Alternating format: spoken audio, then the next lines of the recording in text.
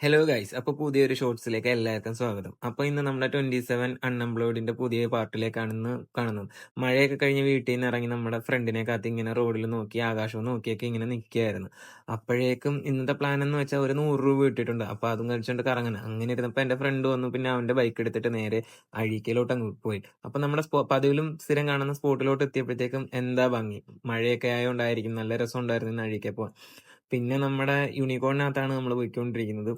പിന്നെ ഏറ്റവും നല്ല ഫീലിംഗ് ആണ് നമ്മൾ ഈ കാണുന്ന കാഴ്ചകൾ.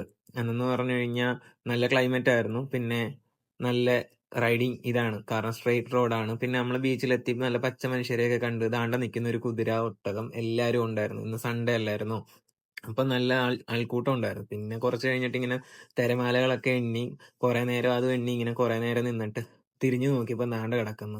നമ്മൾ പിന്നെ വണ്ടിപ്രിയനായോണ്ട് ഏത് വണ്ടിയും വെറുതെ വിടത്തില്ലല്ലോ. അങ്ങനെ ആ വണ്ടിയുടെ ലുക്കൊക്കെ അങ്ങോട്ട് നോക്കി. എന്താ ടയറും മഹേന്ദ്ര തന്നെ. പിന്നെ ആ വണ്ടിയുടെ കുറച്ച് ഷോർട്സ് ഒക്കെ എടുക്കാനായിട്ട് ഇങ്ങനെ നോക്കിയെങ്കിലും അപ്പോഴത്തേക്കും തിരമാലയുടെ ഒരു ഫോഴ്സ് കാരണം ചേട്ടൻ കാറ് ബാക്കിലോട്ട് ഇട്ടു. പിന്നെ കുറെ നിന്ന് കുഴഞ്ഞപ്പോഴത്തേക്കും കുറച്ച് അങ്ങോട്ട് നടക്കാൻ നിന്നപ്പം 2 ചേട്ടന്മാര് നിന്നിട്ട് ചൂണ്ടയിടുന്നുണ്ട്.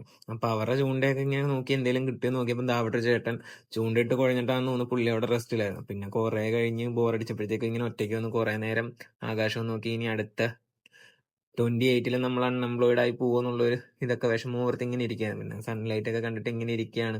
പിന്നെ അപ്പൊ ശരി ഗൈസ്.